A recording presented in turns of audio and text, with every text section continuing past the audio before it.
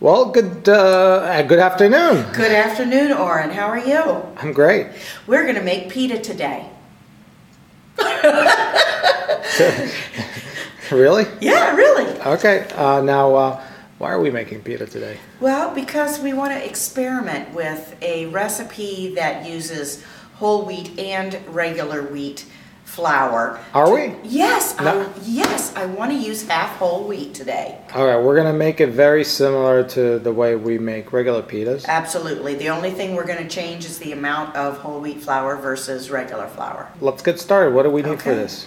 Well, we need flour. Okay. We need yeast. We need a little bit of oil and some salt. Right. And a tiny bit of sugar. All right. So we're going to do the food processor method.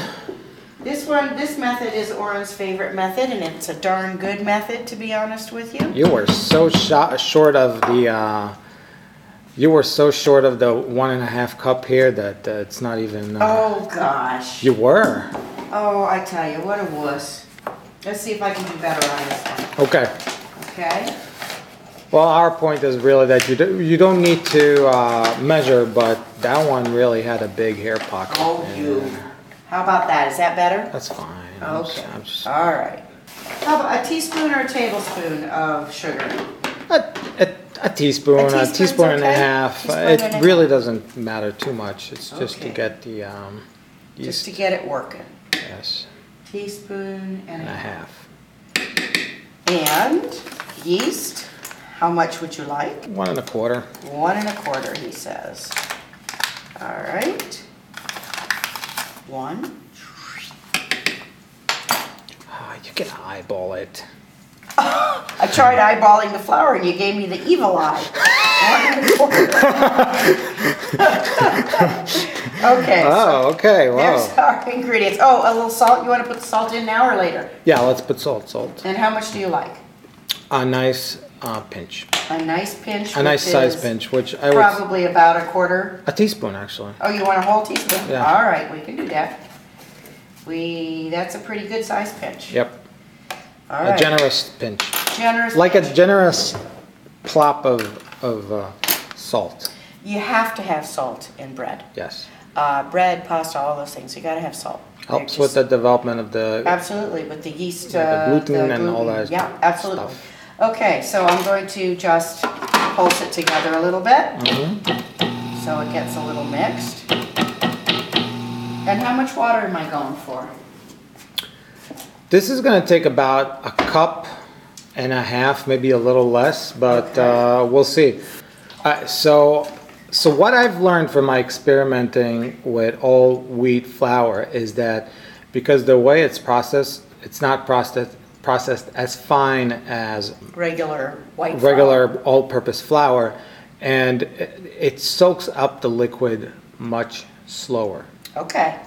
Which means that because of that, we're going to aim for a consistency in this that would be more wet than we're used to, as opposed to the when it separates, a little more wet than we're used to. Okay, so it might be a little stickier is what you're saying. Yes, in fact, very sticky. Okay, we'll see. So I'm going to hit on. Yep.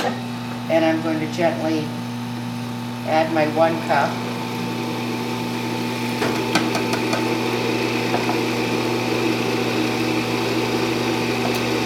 And I'm holding back on my 1/2 cup just so it gets in there. Is that all right? No, go ahead. Go ahead. But go slow. Go. Go.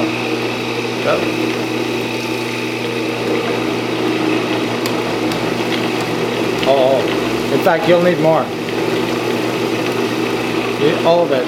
You need more. You need more water.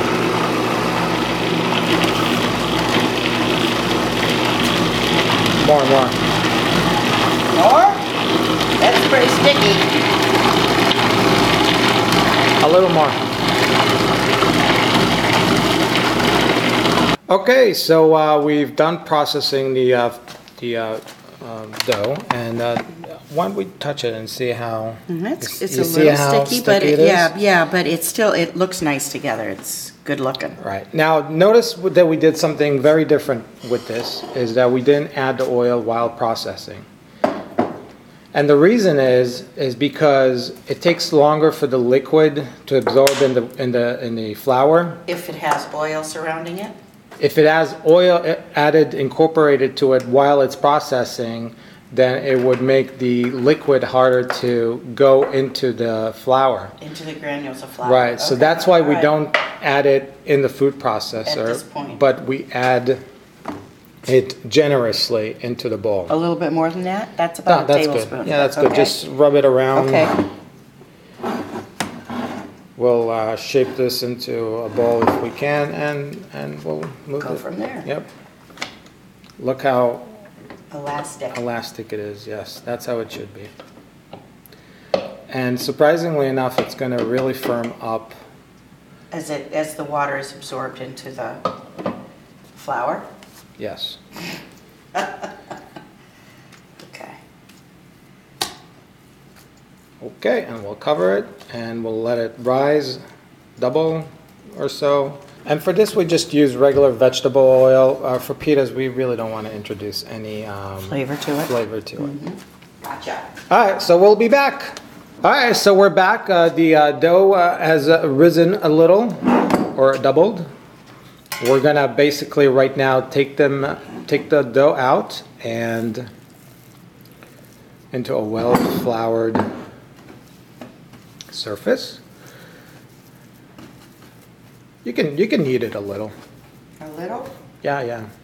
You gotta knead it. I've never seen kneading done like that, but okay. Well, I don't have too much. And now we're gonna basically cut it into maybe a little bigger ones, to golf-sized balls to make our discs.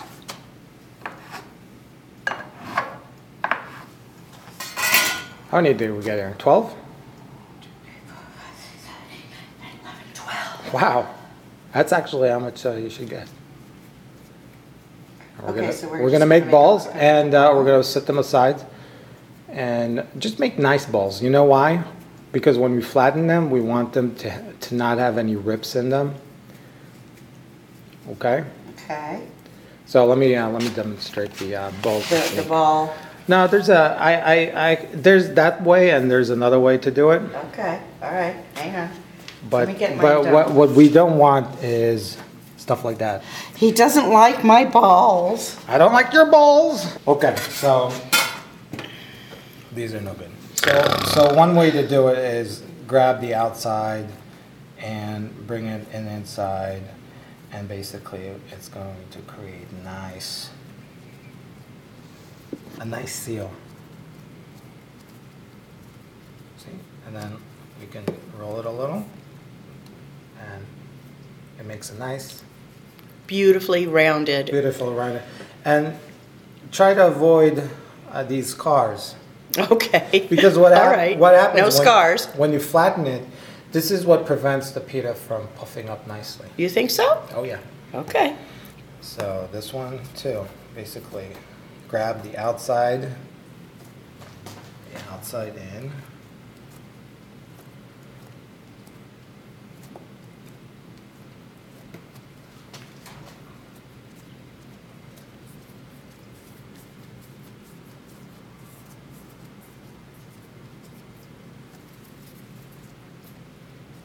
Nice balls. Okay. And we'll keep doing that. And Okay. We'll come back. I got to practice. I'll be back. Yep. We made all the balls. Back here is the first, right? Yeah. At this point, it really doesn't matter too much the order, but now the order matters as we put them into discs because we want them to rest for like 10 minutes flat. Ready? Ready. Now, the point of this flattening is to flatten it from the inside out. Inside out. And as evenly as possible. So let me just give you a little tip here. Please do. If you use it like this and not in the middle, Do you want me to use the middle? yeah, in the middle it will become more even as far as flattening it. Okay. And I think that's good, right? Okay. Yeah, I think it's about even. What do you think? It looks marvelous. Okay. This is the best yet. All right. It's the first one. Where can I go from there? Do you usually turn them over, or just do you work from one side when you're I turn rolling them out? over. Do yeah. you? Oh, okay. Yeah, All right. Yeah, you can turn them over. A little bit too much flour on that side, I think. So I'm going to go back to this side. All right, so we're going to do the rest, and we'll be back to plop them into the oven. Now, remember to remember the order of the way we put them to the side, because we're going to go from the oldest to the newest as we put them in the oven. Okay, so we flatten all these dough to nice sized discs, and what we're going to do, we're going to plop them into a preheated oven at 500 degrees on a baking stone. You have to have a baking stone. So we'll open, and now we want the oven to keep its temperature, so we open, plop it in, and close the door. Plop it in, close the door. As fast as we can. And this is, we can put about 4 in there, but we'll just go ahead and... What's that? What is that? That's the one that we did as a test, right? And this is how it came out, really nice and fluffy. Ooh, look at the steam in there. Nice. Oh, wouldn't a piece of falafel with a little tahini sauce be good in there? Wow, And? it's really good. Is it tasty? Yeah. Oh, so you might actually like it with a little whole wheat in it? Yeah. I had to twist his arm, guys, to even add any whole wheat flour What's to your it. reaction? See, the test is, what does it look like on the inside? That's my test. It's soft. It's Nice cooked. fluffy, yeah. Yeah, it's got some bubbles, which is great. I don't think that's the test. The test is the taste. Good. It's good. Yeah. We have people on the side waiting. Drooling. Alright, so the pita that we just put inside the oven should be at about 2.5 minutes to 3 minutes ready. Again, I would recommend not opening the door too much, just so that you keep the heat inside the oven. What causes the pita to poof is the extreme heat that we have there.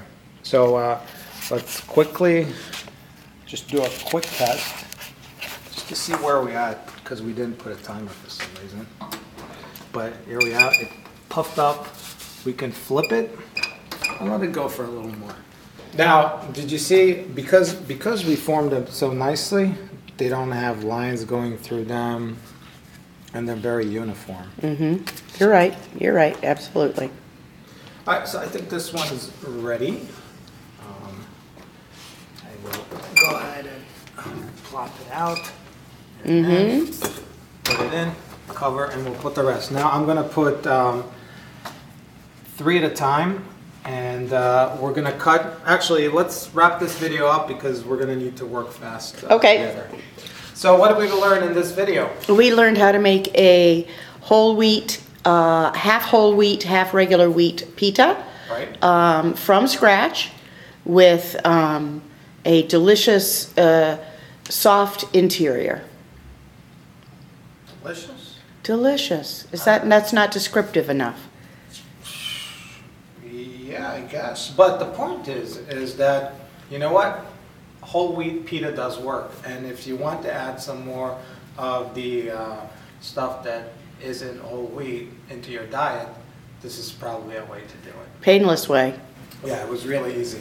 There's not much of waiting for this recipe. You don't have to wait overnight. Everything can be done within an hour. And by the way, the recipe can be doubled, tripled, quadrupled, and you can make more. Wait for them to cool down, put them in Ziplocs, put them in the freezer, and they're good for months. So what do we do? Yeah, if you like this video, please Thumb up. We enjoyed bringing this to you today. Yes, subscribe. Please share it with your friends if you think they'll find this useful on Facebook, any other social media that you use. And we'll catch you in the next video. Till next time, bye.